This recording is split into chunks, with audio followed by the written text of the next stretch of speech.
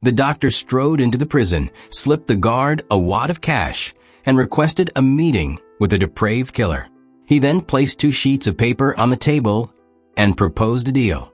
He would forge a medical report to let the killer out to commit the crimes he desired in exchange for the killer's brain after his death. The killer, initially unsuspecting, signed the brain donation agreement. But the doctor tore up his own copy as if he'd never made any promises. With disdain, he looked at the killer. A man of his esteemed status would never stoop to collaborate with a lowly criminal. Enraged, the killer lunged, revealing he'd already prepared a pin to pick his handcuffs at any moment. He attacked the doctor, screaming that he'd send him to hell. But Haru wasn't one to be easily trifled with. He swiftly pinned the killer to the floor. The guard, hearing the commotion, rushed in with Haru's assistant. The killer swiftly swallowed the brain donation pledge, destroying the evidence. Smirking, he told Haru, "You won't get what you want." Yet, 2 days later, the killer's brain was in Haru's hands. To obtain it, Haru forged the donation pledge without hesitation. His assistant, worried about the consequences of taking a dead man's brain, warned that Haru's reputation could be ruined if exposed. Stubbornly, Haru ordered the assistant to post a sign on the door to ensure no interruptions during the surgery. Haru met Myung-se, a detective seeking help with his case. Myung-se obediently followed Haru's instructions, lying still until Haru returned. Mistakenly, the assistant thought Myung-se was the killer's corpse and even snipped off a lock of his hair. Thanks to Myung-se's presence, Haru successfully locked the operating room and extracted the killer's brain. When the hospital director arrived, it was already too late. Deeply disappointed by Haru's reckless actions, the director, who greatly admired Haru's talent, condemned his illegal use of another's brain. The next day, Haru faced the Research Institute's board. He delivered a speech highlighting his many achievements and reminded them that the expensive equipment they all enjoyed was secured through his efforts. Expecting leniency for his contributions, Haru was stunned when the board, prioritizing collective integrity over individual merit, decided to strip him of his position. Speechless, he returned to his office, sighing in despair. Was he now doomed to unemployment? Just then, Myung-se called, gleefully mocking Haru as news outlets branded him an unscrupulous scientist. Still bitter about his clipped hair, Myung-se relentlessly taunted Haru about his downfall, driving Haru into a fury. The next morning at the police station, Haru appeared with a cheerful demeanor, surprising Myung-se. Initially suspicious of Haru's intentions, Myung-se was taken aback when Haru extended a hand, proposing they work together to solve cases. Haru wanted to join the investigation as a forensic expert, confident that cracking the case would make the hospital regret firing him. He was determined to reclaim his former glory. Turning to Myung-se's case, a famous singer had collapsed and died during a performance. The singer's wife claimed her husband, who suffered from Parkinson's, had instructed her to use software to maximize the electric current in his wristband at the peak of his performance. The current, meant to stimulate his brain, was supposed to keep him in his brightest moment. Her statement aligned perfectly with the autopsy results. The police's challenge was determining whether the singer truly wanted his wife to do this, or if she was hired to murder him. From outside the interrogation room, Haru observed the wife's demeanor. Despite the police's gentle approach, she was visibly terrified, her face trembling with fear. Haru entered, greeting her warmly and asking if she remembered him, claiming they'd met at a concert. After a moment, the wife smiled and reciprocated as if recalling the encounter. Haru chatted so naturally that her initial fear and anxiety melted away. After she left, Haru told the police team she was lying. The concert story was fabricated. This was their first meeting. Why then did she act as if she knew him? The police were skeptical of Haru's theory, but followed up by consulting the wife's doctor. The doctor confirmed the wife had a memory disorder, likely due to brain atrophy, which could distort her recollections. Her alcoholism further worsened the condition. Back at the station, the team devised their next steps. They now knew both the singer and his wife had brain-related conditions, a fact known only to a few, including the bearded manager and the couple's shared doctor. Myung-se promptly interrogated the manager, who had an alibi. He was on a 3-hour phone call with his wife during the concert. He eagerly handed over his phone for Myung-se to verify. From a psychological perspective, the manager's lack of fear suggested he was likely telling the truth. Still, Haru and Myung-se decided to question the doctor, leaving no suspect unchecked. The doctor, who primarily worked with the singer, bonded easily with Haru, a fellow medical professional, and they chatted amicably. She mentioned that the singer was deeply troubled by his wife's alcoholism. Haru discreetly observed her, noting a tone that hinted at her dislike for the singer's wife. Myung-se showed the female doctor a video taken at the time of the murder. She had gone to talk to the singer's wife, and according to lip reading, she had said that she killed him. The doctor, looking sorrowful, said she only said that out of anger. Taking the chance, Haru asked her directly if she was in love with the singer. She smiled and said, "Of course I was a fan of his." That night, upset, the doctor drove to the riverside, took out her phone, and looked at the photos she had taken with the singer. It turned out they had been secretly involved for some time. Although heartbroken, she firmly threw the phone into the river, trying to erase the evidence of the affair. However, she didn't realize the manager had recorded the entire act. The next morning, he brought the video to the police station, stating that instead of suspecting the wife, the police should focus on the doctor, as she had loved the singer deeply and was devastated when he wanted to end the relationship. Haru sat quietly, reflecting on the 3 suspects, each with a motive. However, it was the manager who drew Haru's attention the most. During the incident, he was wearing earphones, possibly using a second phone with software to control the singer's wristband. Haru quickly dragged Myung-se to the manager's company. The manager, thinking he was safe, was caught off guard when Haru peppered him with seemingly pointless questions. Then, Haru presented 2 mobile phones, asking him to choose one. The relentless questioning eroded the manager's patience, his calm facade crumbling into visible anger. Delighted, Haru exposed how the manager had faked his alibi by wearing earphones and pretending to talk to his wife for the cameras. In reality, he used a second phone to send the electric signal that killed the singer. Haru was certain the manager would try to destroy the evidence, so he and Myung-se pretended to leave the company. In reality, it was a trick. Believing they were gone, the manager ran to a tree to dispose of the phone used in the crime. Just as he looked up, he saw Haru and Myung-se standing there watching him. Haru thanked the manager for voluntarily handing over the evidence. Realizing he was about to be arrested, the manager tried to flee, but Myung-se blocked his path. The 2 immediately began to fight, and in the end, Haru and Myung-se managed to capture him. It turned out the singer's death was part of a scheme orchestrated by the manager. The police even uncovered his internet search history, revealing that he had planned a long-term money-making strategy, even after the death of his artist, by exploiting the love and grief of fans for illegal profit. Truly a heartless man. With the case successfully solved, Haru cheerfully answered reporters, saying that his current role was as a temporary advisor to the police force. In the future, he hoped to do more good for the country and regain the public's trust. In a prison cell, an elderly man with white hair watched news about Haru, chuckling that the boy he once knew had grown up. Meanwhile, a new case emerged. A woman was found dead in her boyfriend's closet, her face burned beyond recognition and fingerprints destroyed. The autopsy identified her through her ID as Thuong, a Vietnamese woman married to a Korean man.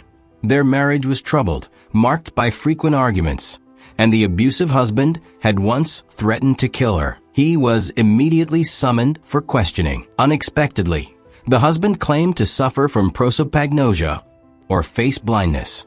To verify, Haru had his brain examined, confirming a neurological condition causing the disorder, lending credibility to his statement. Still, Haru refused to rule him out as a suspect. The police shifted their focus to other suspects. A woman named Hoi, who was Thuong's close friend, and a man named Van Lock, Hoi's boyfriend, discovered the body. Both were undocumented workers, making them hard to track.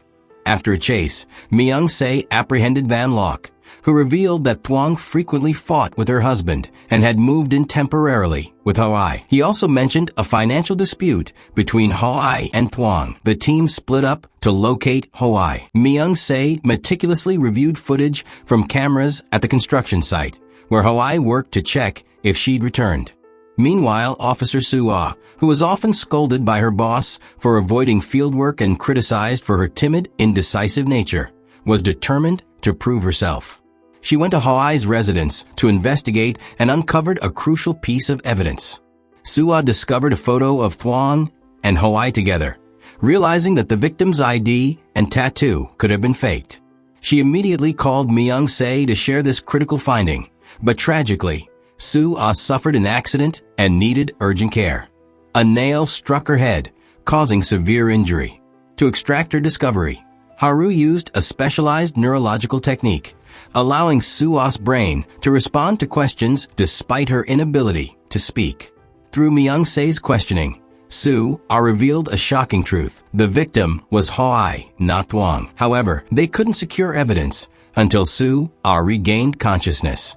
Haru deduced that someone had deliberately planted Ho-ai's belongings in Thwang's home to mislead the DNA analysis. Myung-se and Haru visited Thwang's house to confront her husband and found the cold storage unit suspicious. Moments after entering, they were locked inside. Desperate to escape, their efforts failed, and with time running out, they faced the risk of freezing to death. Even Haru, usually unflappable, felt fear creeping in. The prolonged cold triggered a severe headache, resurfacing traumatic childhood memories of being trapped. When Myung-se asked if he was okay, Haru lashed out in anger. Furious, Myung-se snapped and punched Haru, and the two got into a serious fight.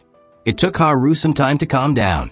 Later, the two sat side by side and opened up to each other. Haru apologized for losing his temper. As the temperature inside the freezer dropped to dangerously low levels, they had no choice but to huddle together for warmth.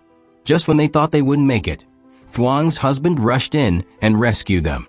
He seriously told them that although he wasn't home the day before, he had installed security cameras in case anything happened.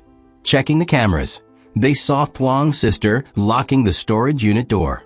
Myung-se realized she was buying time by trapping them. Haru suggested going to the sister's house, where the husband said his wife hadn't returned for days. Her phone was off, and she'd taken Thwang's young daughter with her.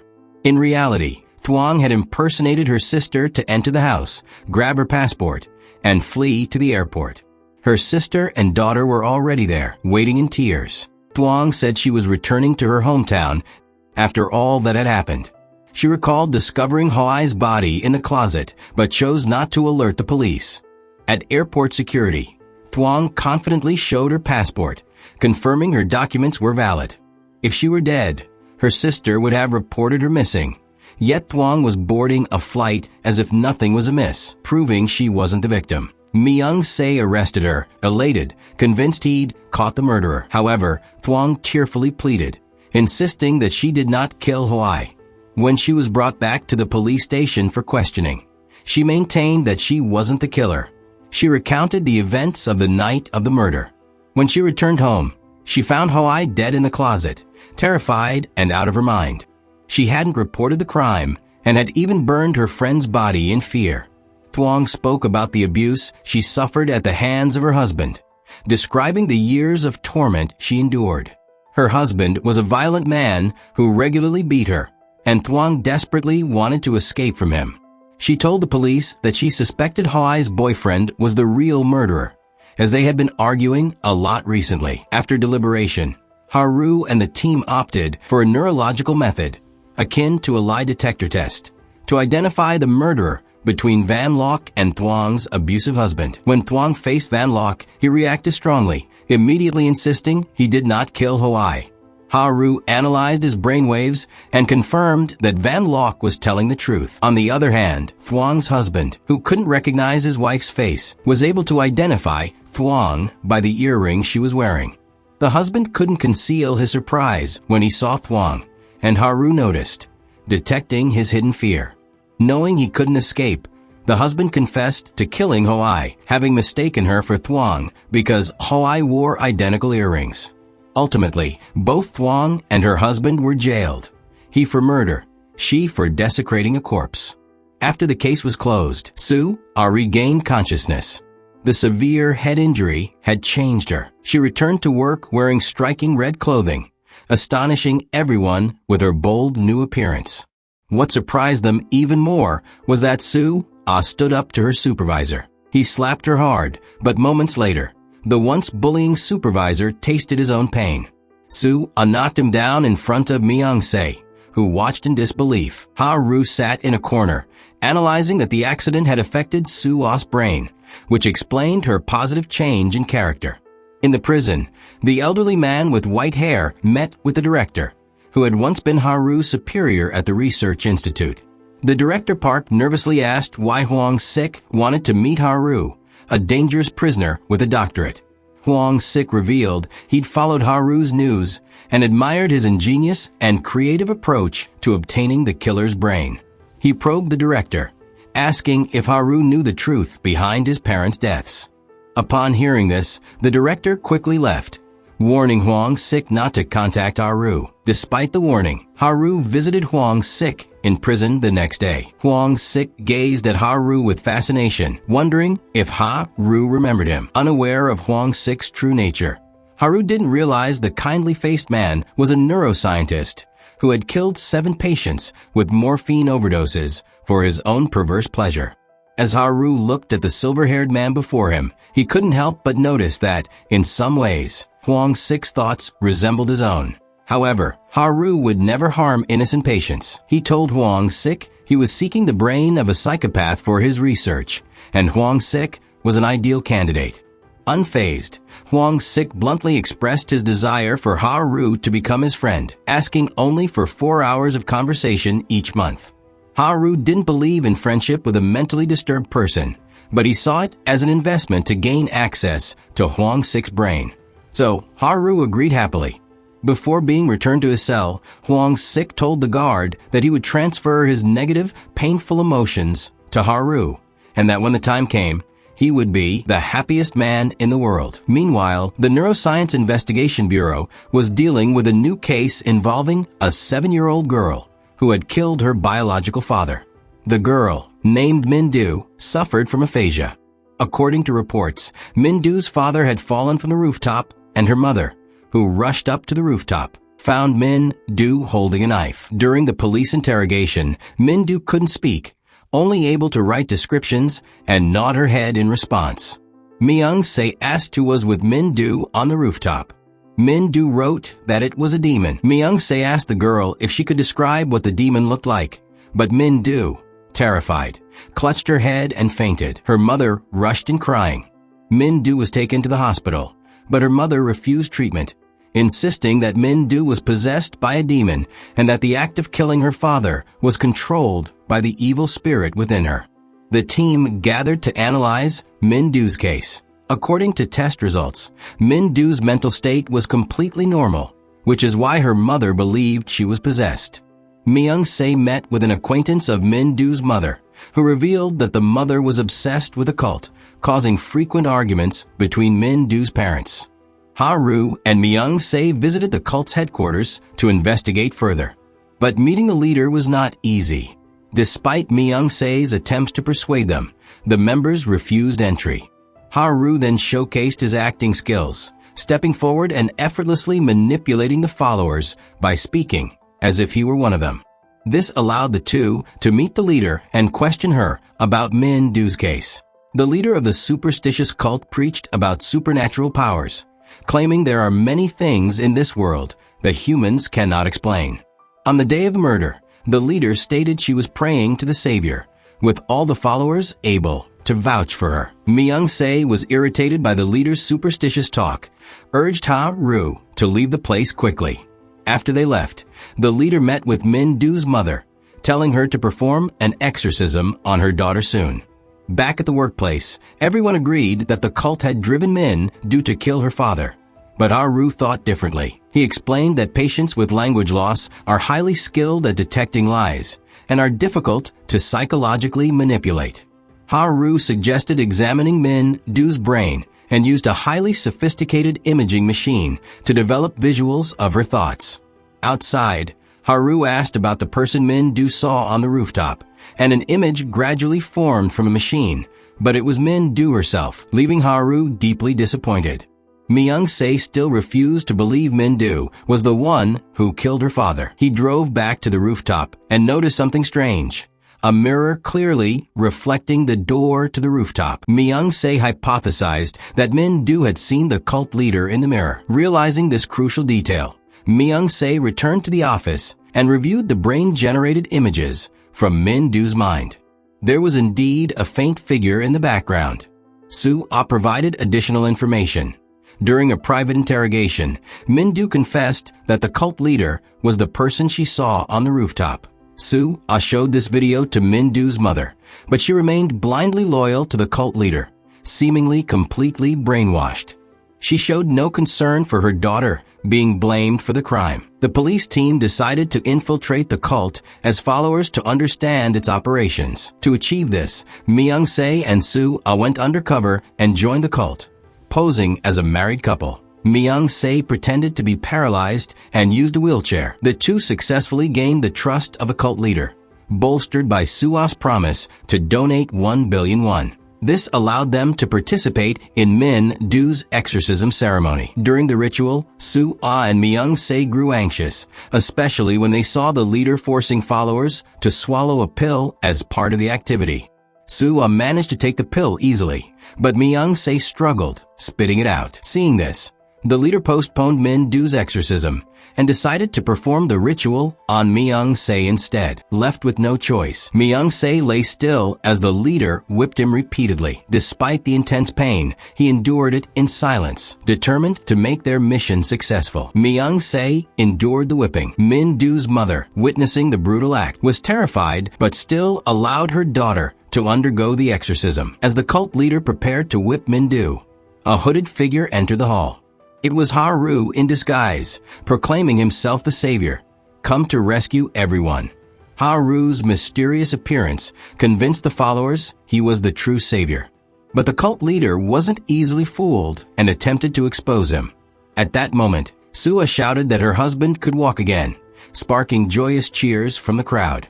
This distraction allowed Ha-ru to escape with Min-doo and her mother. Myung-se and So-jung arrested the cult leader for assault, but lacking evidence for her other crimes. She was quickly released due to a skilled lawyer's defense.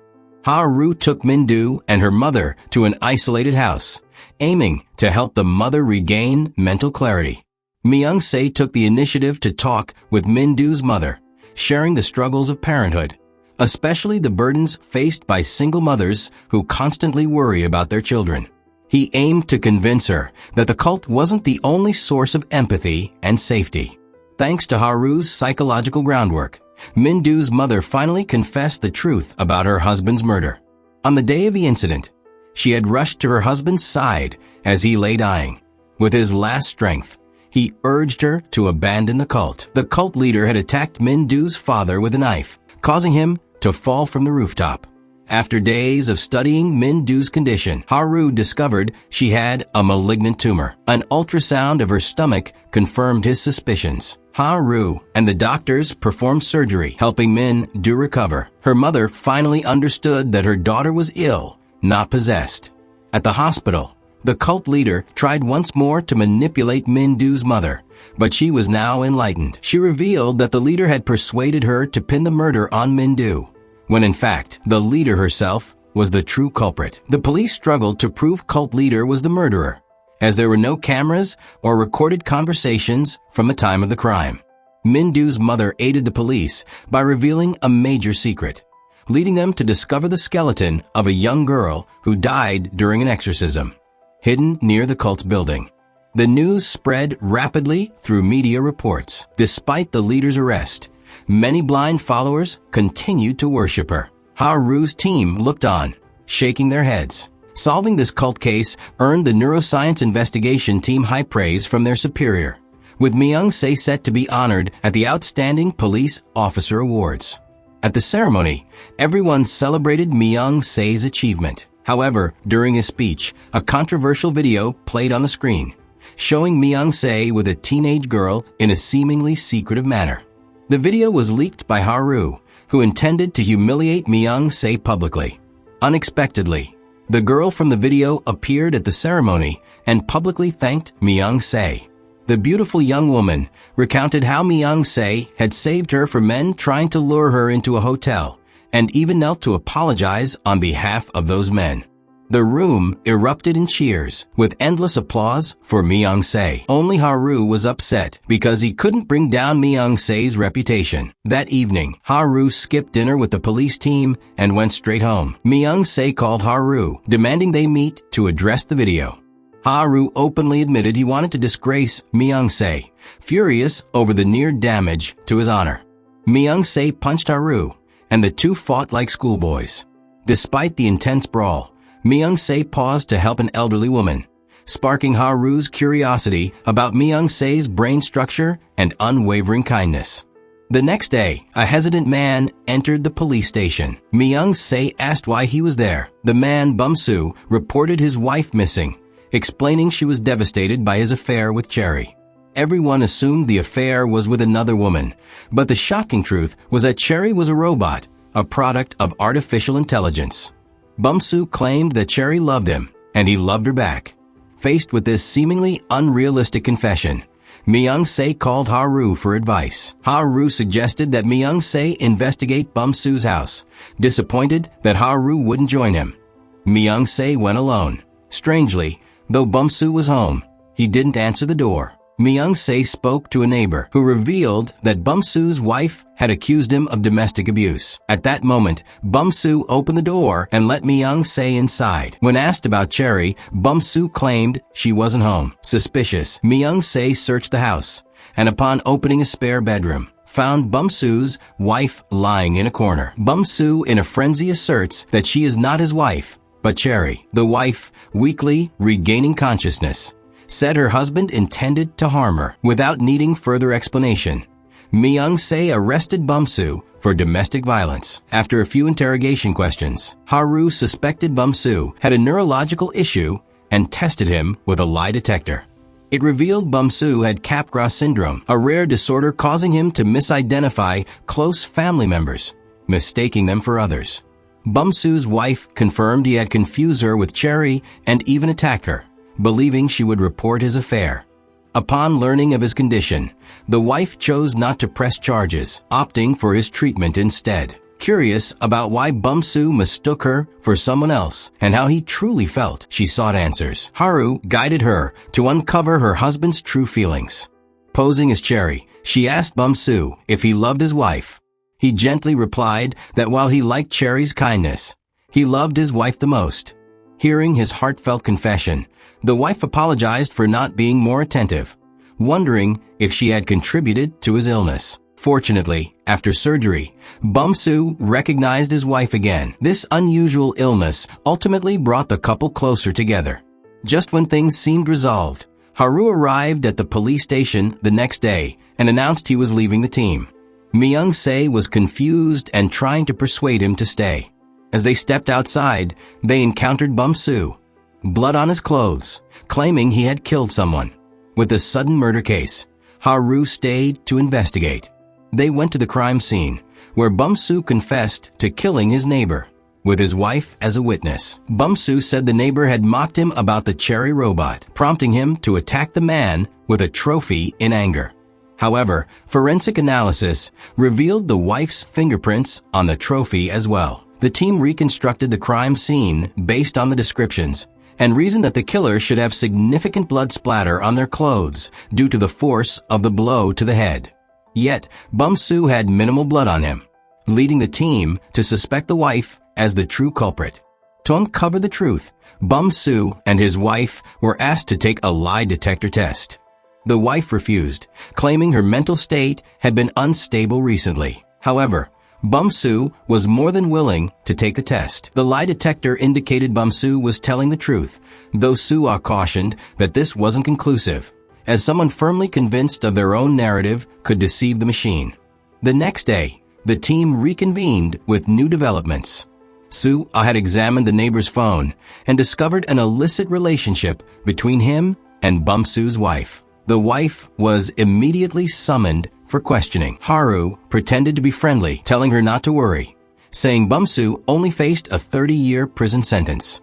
The wife's hands trembled, startled and clearly anxious.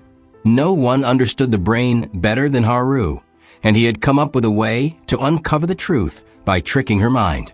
He instructed her to avoid thinking about the murder, knowing this would make her dwell on it more, especially at night.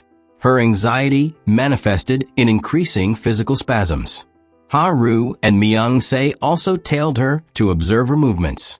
They saw the wife leaving with a bag in hand, which she threw into a dumpster. Myung-se searched extensively and finally found the bag, discovering a trophy similar to the one used to kill the neighbor.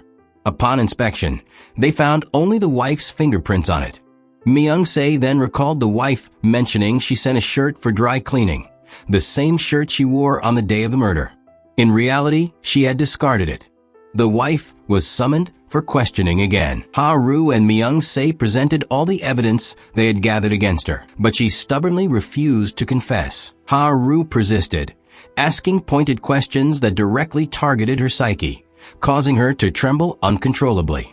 Overwhelmed by fear and guilt, she collapsed to the floor. Unable to endure the torment any longer, the wife finally admitted she was the murderer. A few months ago, thinking her husband was having an affair, the wife briefly dated the neighbor. However, she ended the relationship quickly. The problem was, the neighbor kept insisting on continuing the affair. When she rejected him, he began verbally attacking and insulting Bum-su. Bum-su stood near the stairs and heard the conversation.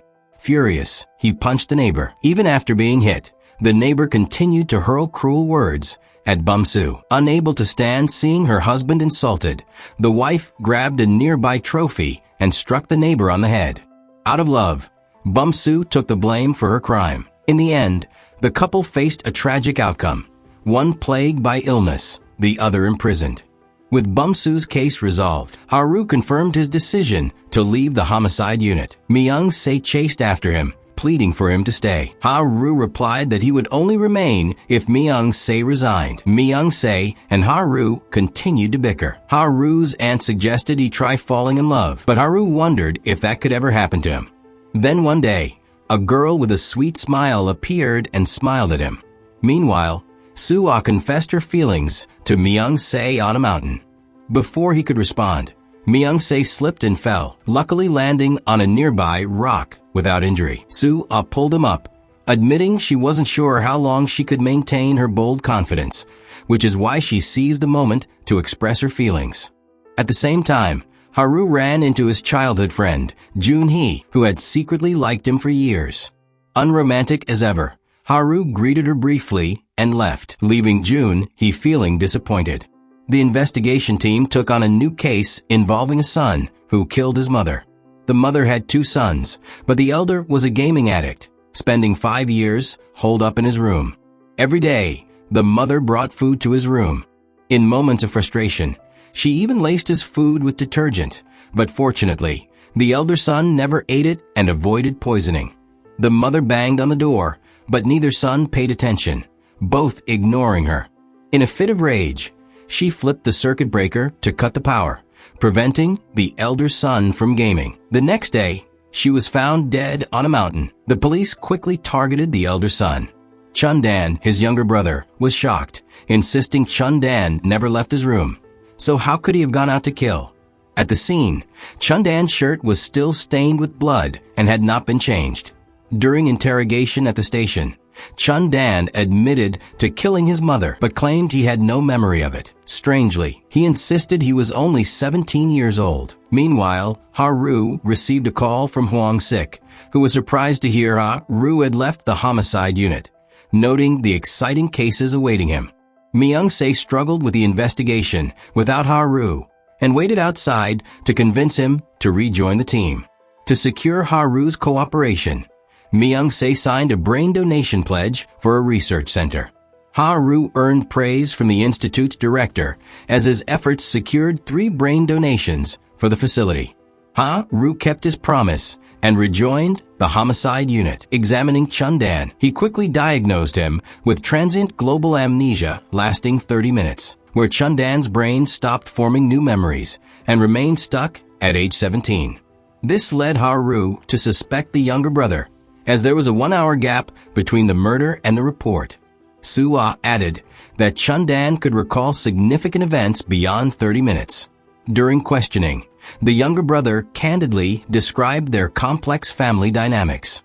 He and Chun-dan were half-brothers, and his mother despised Chun-dan's gaming addiction, even abusing him at times. Despite Chun-dan's murder charge, Ha-ru remained unconvinced of his guilt. The team found a witness who saw the killer returning home, a girl who happened to be a fan of Ha-ru and was eager to help. She even agreed to be hypnotized to recount what she saw, but could only recall a distinct scent emanating from the perpetrator. Ha-ru devised a method to jog the witness's memory. Under hypnosis again, Soo-ah had the woman smell a cup of water, and she recognized the scent as pool water. The witness recalled that the young man she saw had blood on his hands and a large scar. Ha-ru's method proved highly effective, as the water he brought was from the pool the younger brother frequented, and he also had a scar on his hand. Upon hearing the witness's confirmation, Myung-se and Ha-ru immediately suspected the younger brother as the killer. Myung-se called him to the station, but he refused, claiming he had to practice swimming all night. Myung-se waited at the brother's house, confronting him as he returned. Realizing he was about to be arrested, the younger brother fled. During his escape, he bumped into a young mother, nearly causing her baby stroller to be hit by a car. Fortunately, Myung-se swiftly pulled the stroller to safety. A few days later, the police received a report that the younger brother was threatening to jump off a building to end his life. Myung-se rushed to the rooftop, trying to talk him down and prevent a reckless act. Ha-ru knew that words would not move the younger brother, so he boldly stepped onto the rock and asked him if he really wanted to die. The younger brother nodded firmly. Ha-ru then charged toward him, and they both leapt off. Ha-ru was confident in the jump, as there was an inflatable cushion below to ensure no one got hurt. His daring move shocked everyone, but successfully led to the suspect's capture. At the station, Chun-dan saw his younger brother in handcuffs and began screaming, insisting his brother wasn't the killer. Finally, the younger brother confessed. It all began with their mother's prolonged abuse of Chun-dan. The younger brother had seen her lace Chun-dan's food with detergent to harm him. Too afraid to confront her, he protected Chun-dan by warning him not to eat her cooking, instead bringing him food every day. For 5 years, the younger brother secretly brought food to Chun-dan to keep him alive. However, their mother eventually discovered this. She berated him, claiming everything she did was for the younger brother's benefit. But he was only terrified by her actions against Chun-dan. The younger brother arranged to meet his mother on the mountain, pulling out a knife and threatening to end his life to make her stop. In the struggle, the mother grabbed the knife, accidentally slashing her own throat and dying.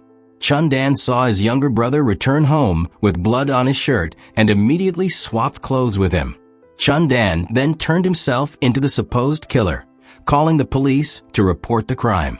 Despite his memory resetting every 30 minutes, Chun-dan always remembered the happy times with his younger brother at pool.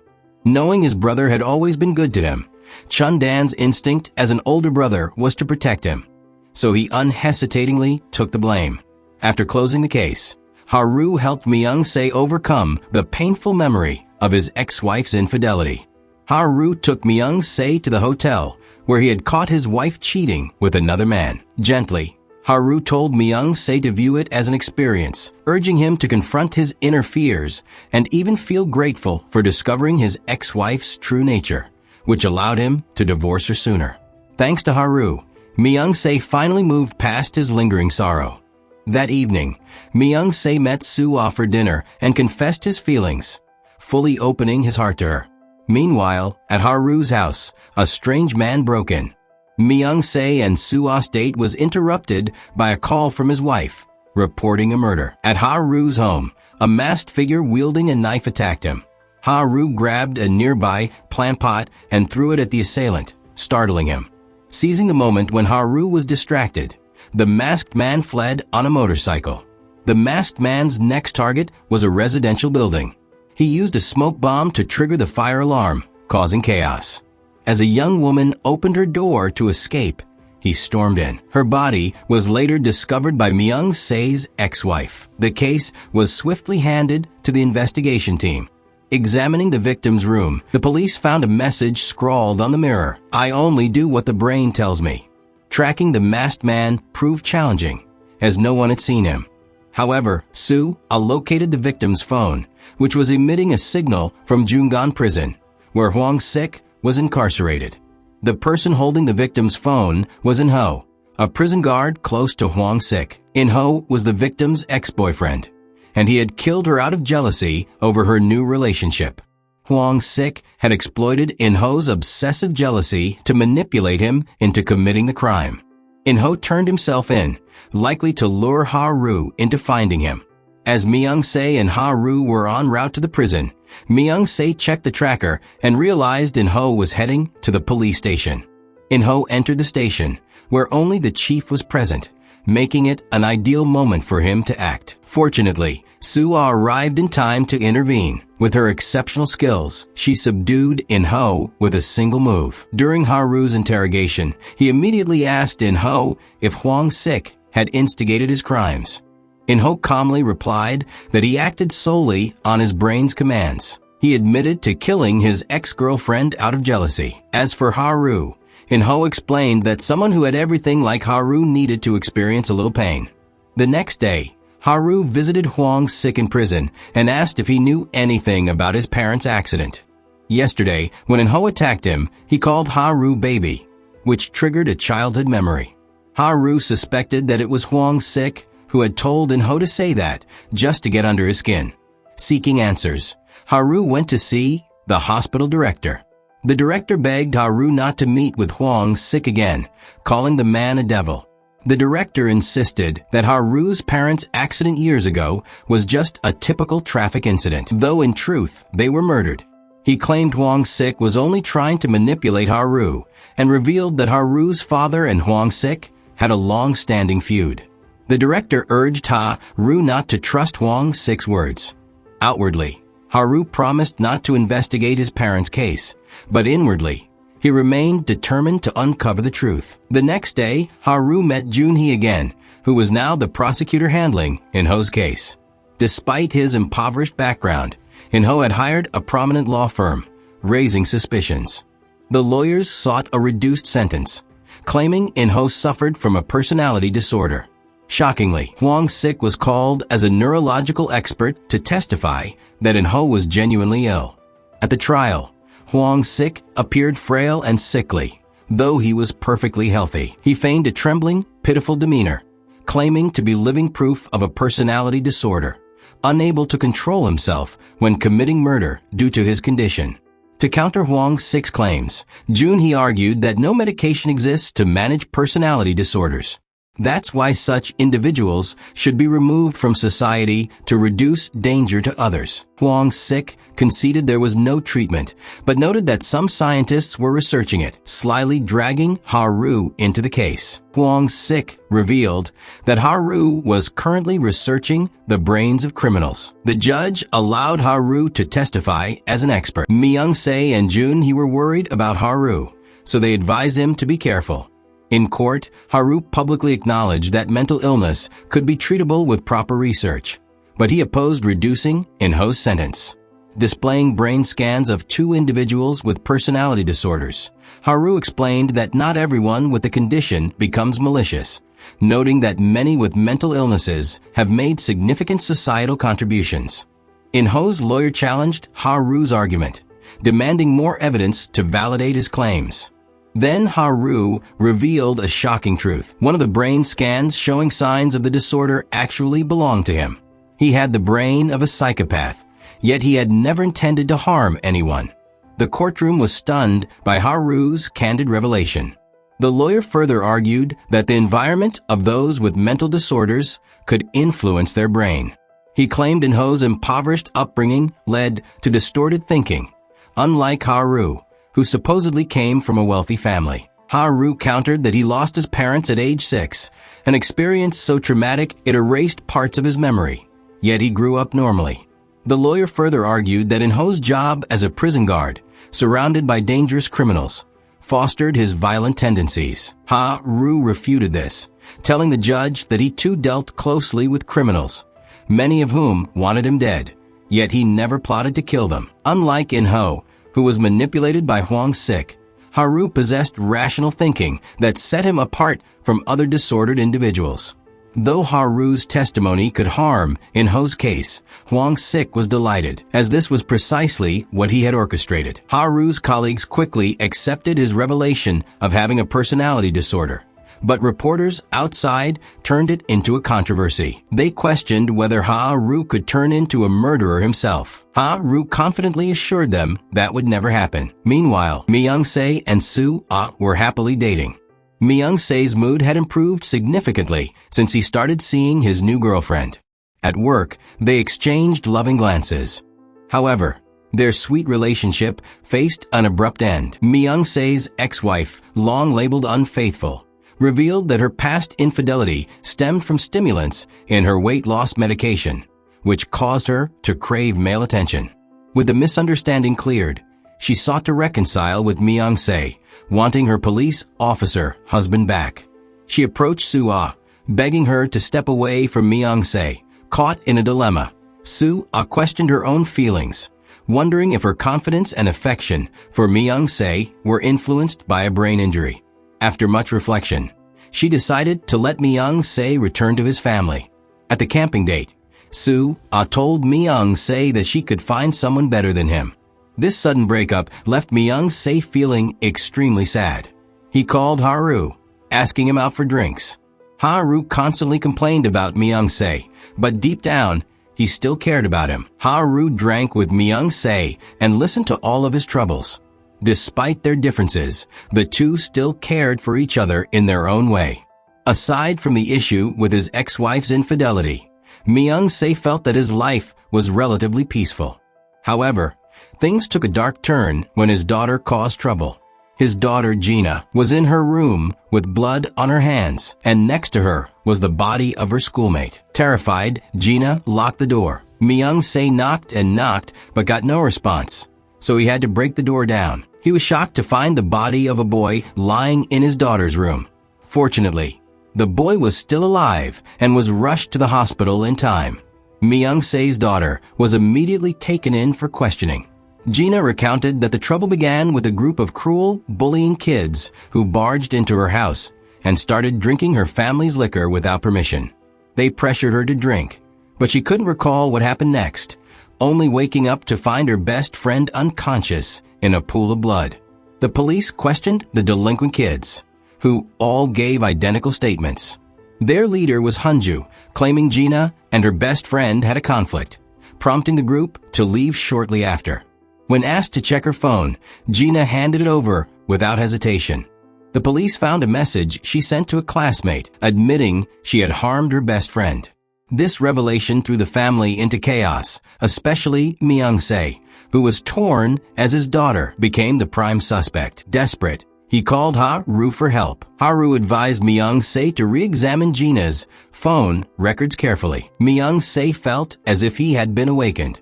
He spent the entire night going through the case files and discovered something odd: the time discrepancy between the text messages Gina sent to her friends and her call to emergency services. There was a gap of several minutes, over 10 minutes. While Gina's testimony was that she immediately called for help as soon as she woke up. This suggested that she had likely passed out or was drunk when she sent the messages. It was likely the delinquent kids used her phone to send it. Myung-se wanted to report this to his superiors, but as Gina's father, his evidence lacked credibility. Soo-ah stepped in, submitting the critical information to the prosecutor's office on his behalf. Gina was given one final chance to prove her innocence, but she suddenly confessed to the crime.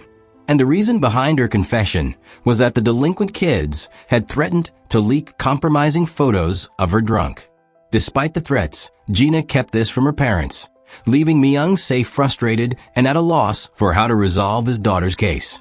Beyond his police work, Haru was immersed in his personal research project and was thrilled when In-ho agreed to donate his brain. However, before Haru could secure In-ho's signed consent, the prison informed him that In-ho had taken his own life.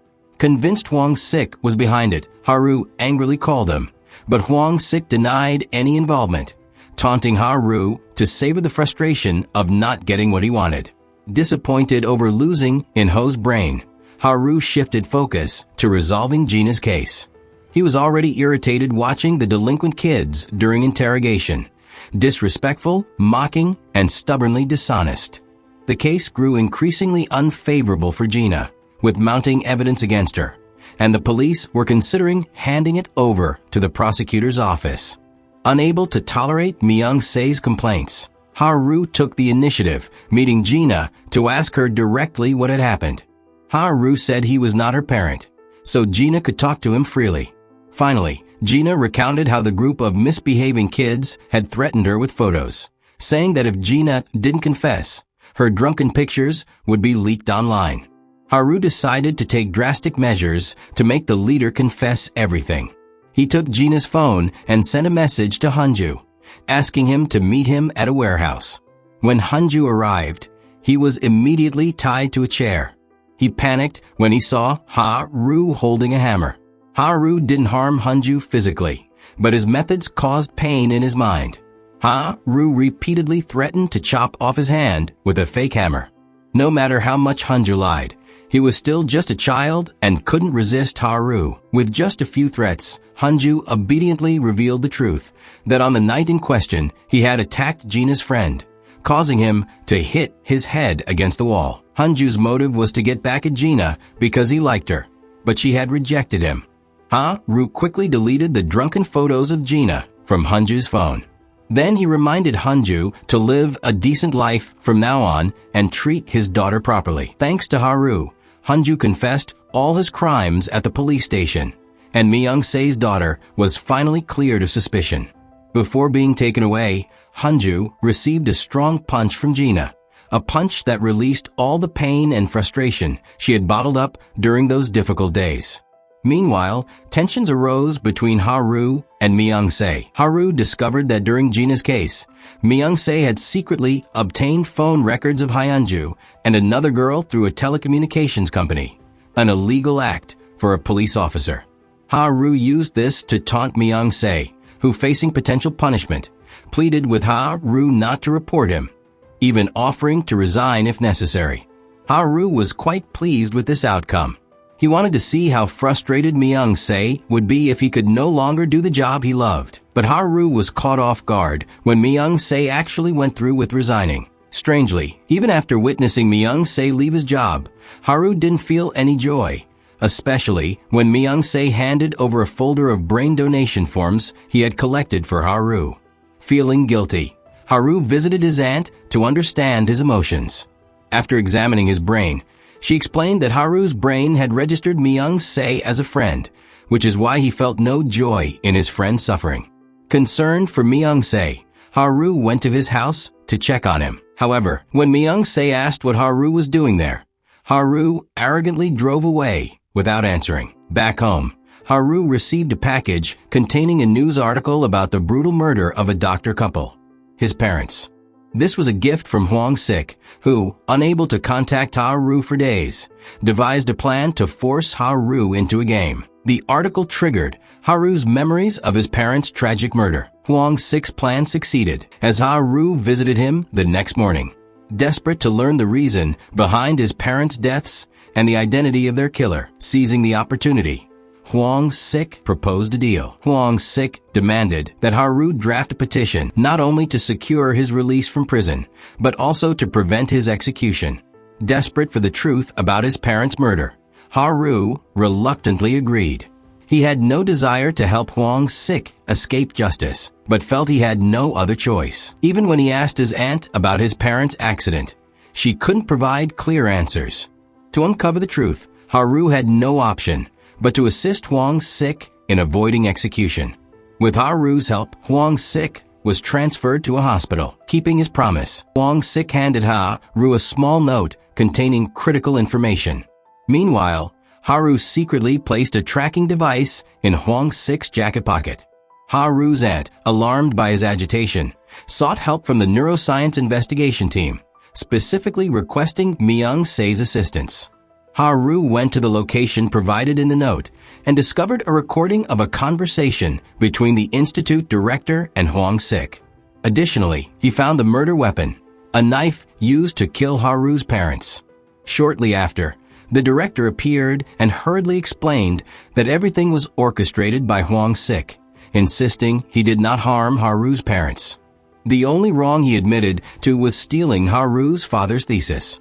Ha-ru grew more suspicious, believing the director was the killer. The director even attacked Ha-ru to conceal his past plagiarism. At the hospital, Hwang-sik was thrilled at the prospect of Ha-ru becoming a murderer. While Ha-ru holds a knife, ready to kill the director kept explaining that Hwang-sik had blackmailed him, which was why he went to the meeting spot to destroy evidence. Consumed by hatred, Ha-ru was on the verge of acting, but fortunately, Myung-se arrived in time to stop him. Myung-se warned Ha-ru not to fall into Hwang-sik's trap, as Hwang-sik wanted Ha-ru to become a killer. Recalling Hwang-sik's words, Ha-ru's rationality returned, and he spared the director. Instead, he and Myung-se went to the police station, where Ha-ru requested hypnosis to recall what happened the night his parents were murdered. So-jung helped Ha-ru with hypnosis, allowing Ha-ru to relive the tragic night. At first, he couldn't clearly identify the killer, but in a deep hypnotic state, Ha-ru finally saw the culprit's face. It was Hwang-sik. In the past, Hwang-sik had killed a patient and begged Ha-ru's father to keep it secret, but his father refused. As a result, Ha-ru's parents were murdered, leaving only her young son, Ha-ru. The next day, Ha-ru and Myung-se headed to the hospital. On the way, they noticed Hwang-sik's tracking device was moving. The guards reported that Hwang-sik had climbed out of the hospital window and escaped. Immediately, the police mobilized to hunt him down. The car they were chasing stopped at a car wash, with the tracking device still inside. Myung-se rushed to demand the occupant open the car door, but the person who stepped out wasn't Hwang-sik. Checking security footage, the police saw Hwang-sik meeting someone outside the hospital, a young man Ha-ru had encountered when visiting his childhood home. Ha-ru immediately guessed where Hwang-sik was headed. He initially wanted to go alone, but Myung-se insisted on joining to help. Ha-ru and Myung-se visited Ha-ru's childhood home, which remained unchanged. As soon as they entered, they inhaled toxic gas and passed out. When they awoke, they found Hwang-sik had tied them up and attached devices to their heads. With a sinister smile, Hwang-sik proposed a fun game. He had set up a game called Empathy Search. If Ha-ru and Myung-se's brainwaves matched over 80%, they would win and be freed. If their brainwave patterns didn't align, they would become killers. In another room, the victims, Myung-se's wife and child and Ha-ru's aunt, were tied up. Hwang-sik opened a valve, flooding the room with water, endangering their loved ones. Hwang-sik declared that if they didn't win the game, their loved ones would drown. Despite Ha-ru and Myung-se's efforts, their brainwaves only reached 15% to 20% similarity. Frustrated, Myung-se snapped, asking Ha-ru how he was feeling and whether he had any empathy or compassion. Ha-ru realized the images Hwang-sik showed them were meant to evoke fear, but his brain didn't react to horrifying stimuli. Ha-ru could only rely on Myung-se's emotions, tricking his own brain to mimic the same fearful empathy. Meanwhile, outside, So-jung and the director tracked their phones and located Ha-ru's childhood home. Back in the torture room, Ha-ru and Myung-se still couldn't sync their brainwaves, and the water had risen dangerously, with the victims on the verge of drowning. Hwang-sik reveled in their failure to find common empathy. At that moment, the doorbell rang. It was So-jung and the director outside. So-jung was quickly captured by Hwang-sik and tied up with Ha-ru and Myung-se. To prevent Ha-ru from feeling empathy, Hwang-sik repeatedly mimicked a baby's cry, triggering Ha-ru's painful memories of his parents' death. Even worse, Hwang-sik forced them to watch a video of their loved ones on the brink of drowning. Myung-se screamed at him, calling him a pervert, desperately trying to think of a way to save his family. In a critical moment, Myung-se told Hwang-sik to kill him, wanting to see how Ha-ru would react to his death. Hwang-sik was thrilled by the idea and began strangling Myung-se. The sight instantly triggered Ha-ru's brain. He recalled their times working together, realizing they were true partners who would fight to the death for each other. Ha-ru's brain activity surged to 86%, and the handcuffs on both him and Myung-se automatically unlocked. Terrified by this miracle, Hwang-sik fled immediately. Ha-ru quickly freed his teammates, and the group rushed to save their loved ones. The three women were in critical condition, on the verge of hypothermia from being submerged in water for too long. Ha-ru received a call from Hwang-sik, who wanted one final game, this time betting their lives. Ha-ru told Myung-se to stay and care for the victims, while he went to confront Hwang-sik. In a room equipped with brain scanning machines, Ha-ru and Hwang-sik tested their brainwave frequencies. Hwang-sik believed their frequencies would match, assuming both shared the same psychopathic disorder. But Ha-ru was different. He had empathy for others. When the results showed no match, Ha-ru stood up, declaring his victory. He then pulled out a syringe filled with poison. The syringe was prepared by Hwang-sik for the loser. He had hoped Ha-ru would kill him, but Ha-ru refused to grant his wish. Ha-ru declared he was not a murderer like Hwang-sik and gave him two choices: go to prison or end his own life. With that, Ha-ru left confidently, leaving Hwang-sik alone. Unable to accept his defeat, Hwang-sik injected himself with the poison, ending his life. The police quickly arrived to handle the scene. Myung-se sighed in relief seeing Ha-ru safe and thanked him for saving his family. Before they could share more heartfelt words, Ha-ru reverted to his usual arrogant demeanor. Having solved a major case, the crime-fighting team was once again rewarded. Myung-se was the happiest, earning 2 awards in a year. His romance with Soo are reignited, and when he confessed his feelings, she agreed to be his girlfriend. The story ends here. Thank you for watching, and see you next time.